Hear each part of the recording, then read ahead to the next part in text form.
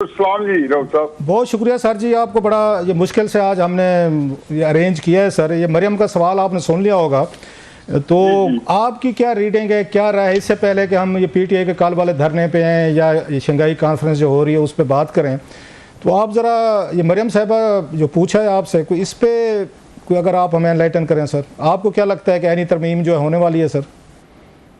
मेरा ख्याल में मुझे ये सहूलत हासिल है और मैं खुश नसीबी है कि मुझे गाय बगाए आपके साथ आपके शो में एजाज हासिल है शो में शामिल होने का।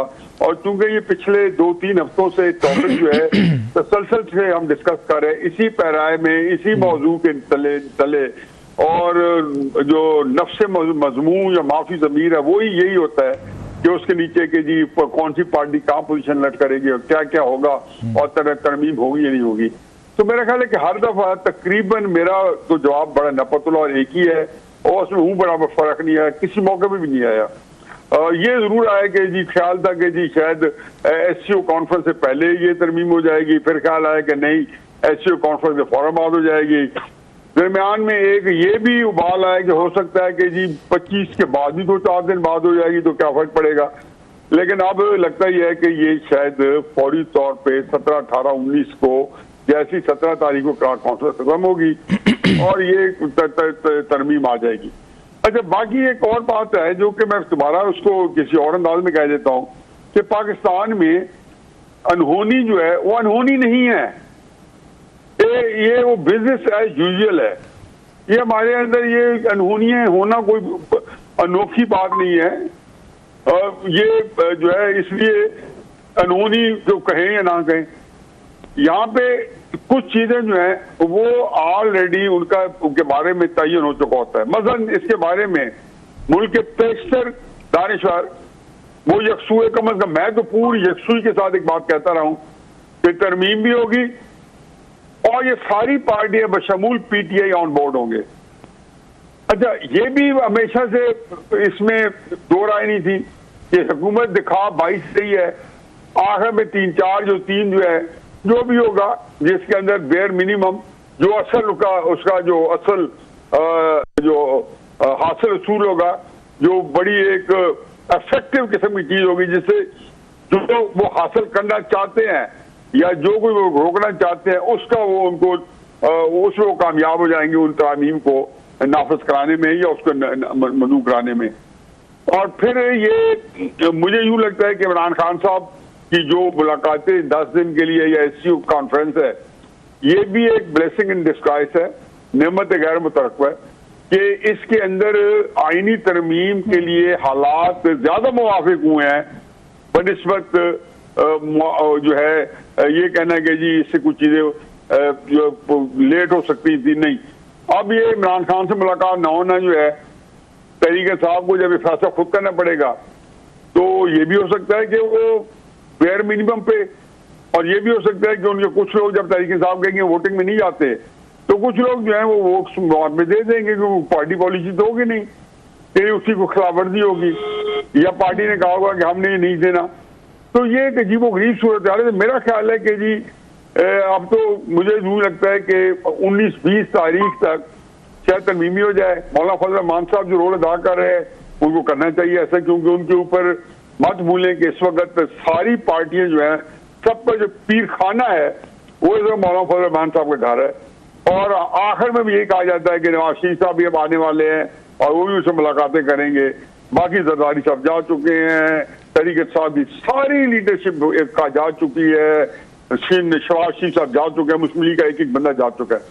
तो लगता ही है कि मौलाना फजल रहमान जो है कोशिश करेंगे कि इसमें तहरीक साहब को दिखाएं वही कि जी गवर्नमेंट ये कर रही है और सख्त रवैया दिखाएं। अमलन जो है ज्यादा वो जो कोशिश करेंगे मौलाना फजल रहमान। अरे नहीं सर, आपने जो बात की है वो थोड़ी सी डिफरेंट बात की है सर कि ये ब्लेसिंग इन डिस्गाइज है कि इस PTI के जो उनके रहनुमा इमरान खान साहब उनसे मुलाकातों पर पाबंदी 18 तारीख तक।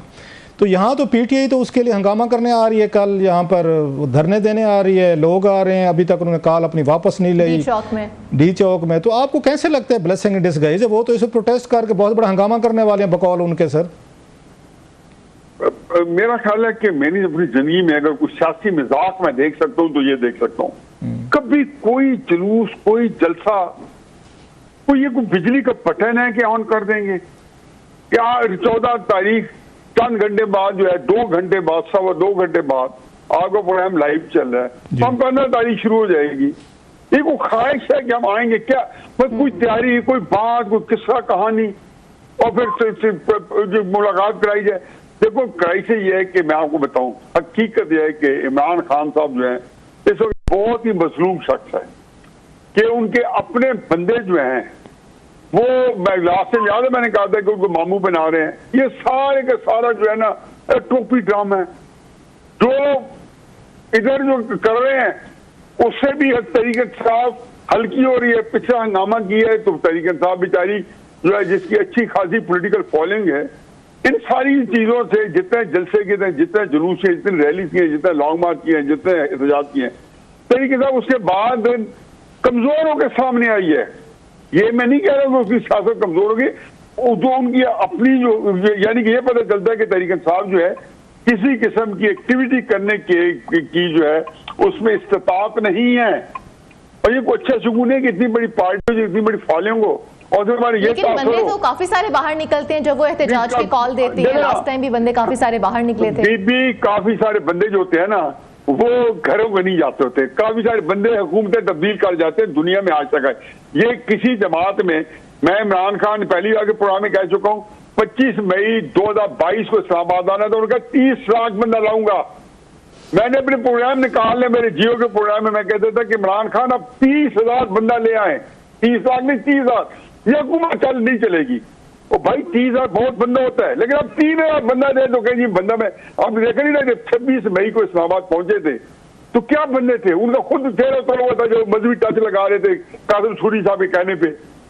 देखो ऐसा नहीं होता कि आप जो कहें, अगर 9 मई को 20-22 हजार बंदा कोर कमांडर के घर चला जाता, 30-40 हजार बंदा जीएस के चले जाता, जो कि नहीं जाना चाहिए था, तो आपका क्या ख्याल है कि मुल्क की किस्मत यही होती? बांग्लादेश देख चुके हैं कैसे लोग आए हैं, श्रीलंका में देख चुके हैं। पब्लिक जो होती है ये, वहां पे आपने ऑरेंज रेवोल्यूशन देखे हैं, यूक्रेन में देखा बड़े अर्सा पहले, फिर अरब स्प्रिंग चली है, वो ऐसे नहीं चलते होते बंदे। मैं यही कह दूं कि बंदे काफी हो जाए ना, ये बंद नहीं है कि आप उठा के केपी की सारी मशीन इस्तेमाल करके सबको ला के सारी बदनामी मिले और बंदे जो है वो क्यों वापस चले गए? कि क्या उनको किसी ने कहा था? नहीं, सिंपल बात थी, कोई झील ही नहीं थी, वो अर्जी नहीं थी, वो अंदर वो कैपेसिटी नहीं थी। वो ये कोई देखो आपने